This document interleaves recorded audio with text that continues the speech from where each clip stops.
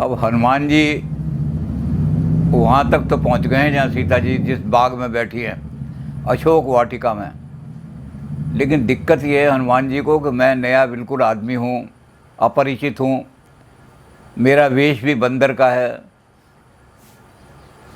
तो तरु पल्लव में रहा लुकाई। हनुमान जी पर किसी की दृष्टि ना पड़ जाए, इसलिए वो पत्तों के बीच में छुपे हुए बैठे हैं। और करें विचार करूं का भाई। अब वहाँ विचार कर रहे हैं कि कैसे जाऊँ मैं सीता के पास, और जा कर के एकदम परिचय कैसे कराऊं। नए आदमी का परिचय भी बड़ा मुश्किल होता है, और ख़ास तौर से ऐसी जगह में जहाँ सब जगह भय और आतंक फैला हुआ है। तो इतने में क्या हुआ कि ये तो सोच रहे थे भी, तो तेई अवसर रावण ते हैं आवा। अब वहाँ रावण आ गया। सीता बड़े पक्के चरित्र की हैं, बहुविधि खल सीता ही समझावा। पहले वो साम दाम भेद दंड, तो पहले वो फुसलाने लगा सीता जी को, कहने लगा देखो मैं संगनारी बहू, अपने घर की जो औरतें थीं उनको सजा सजू करके ले गया था, और कहने लगा कि देखो सीता, ये जो मेरी रानियां हैं पुरानी, और इसमें जो मेरी पटरानी है मंदोदरी, तब अनुचरी, मैं सबको तेरी दासी बना दूंगा, ये तेरी सब नौकरानी बन के रहेंगी। और लंका का वैभव है, देख यहाँ मेरे पास तो सोने के किले हैं, हीरे उसमें जड़े हुए हैं, जवाहरात जड़े हुए हैं, यहाँ इतने वैभव के साथ बैठेगी, और वहाँ वो जंगल में तुझे लिए फिर रहा है, क्या तुझे सुख देगा।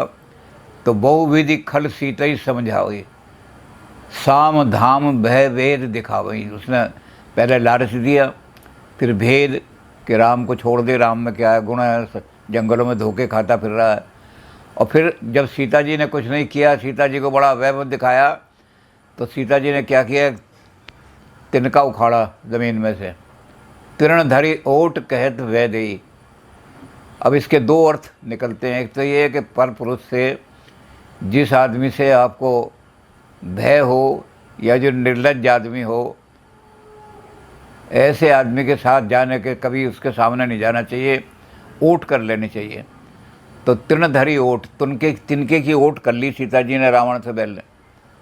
और दूसरा इसका ये भी अर्थ निकलता है कि जब रावण फुसला रहा था कि सारी औरतों को, महारानियों को तेरी दासी बना दूंगा, महल के अंदर हीरे जवाहरात हैं उनकी सफरानी करेगी, तो सीता जी ने संकेत किया कि मेरे लिए ये सारी चीज़ें जो हैं ये तिनके के समान हैं, मैं तो इनको तृण समान समझती हूँ।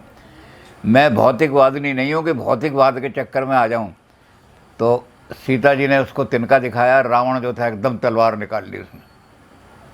कहने लगी सीता, मास दिवस मैं कहा न माना, तो मैं मारूं काड़ कृपाणा।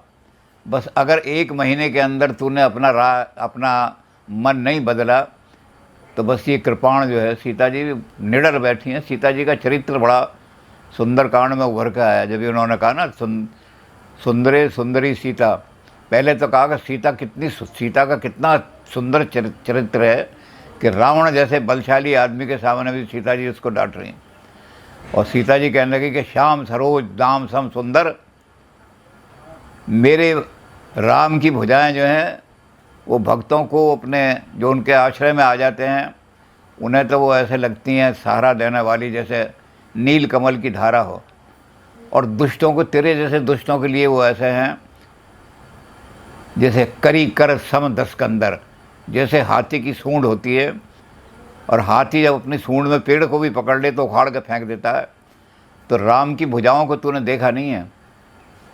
जिस दिन राम की भुजाओं का तुझे पता लग जाएगा, थोड़े दिनों बाद जब तू जाएगा वहाँ स्वर्ग में या नरक में जहाँ भी, और वहाँ बाली मिलेगा तेरा मित्र, तो वो बताएगा कि राम की भुजाएं कितनी बलवान है, एक तीर में मेरा नाश कर दिया उन्होंने।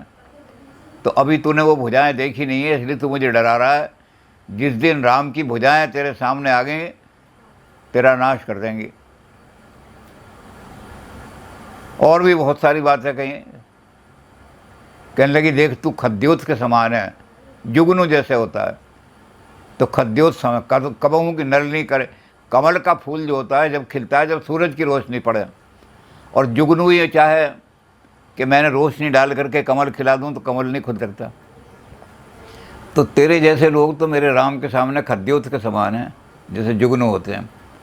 और वो तो आप ही सुन खद्योत सम राम ही भानु समान। सीता, तूने मेरा बहुत बड़ा अपमान किया है, और तू जानती है मेरे अपमान की क्या सज़ा होती है।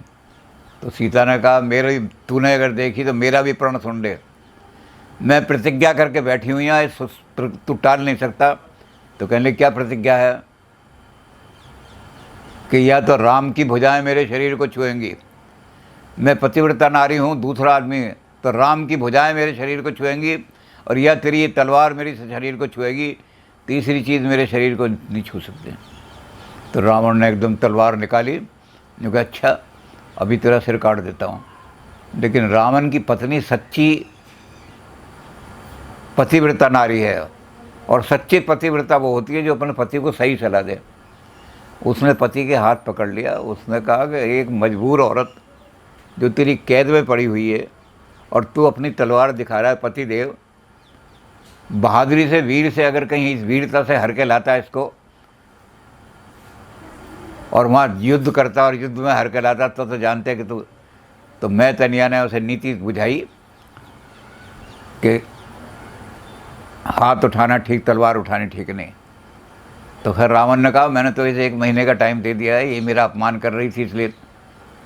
मंदोदरी ने, तो रावण ने वहाँ जितने राक्षसी थी उनको कहा कि देखो 1 महीने इसको इतनी त्रास दो, इतना सताओ कि ये मेरे आगे खुद आकर के हाथ जोड़ ले। तो ऐसा कह के रावण तो चल दिया वहाँ से। सारी बात हुई, उसने बहुत डराया, बहुत धमकाया, लेकिन सीता जी दृढ़ बैठी रही। उन्होंने कहा मेरे शरीर को हाथ नहीं लगा सकता तो।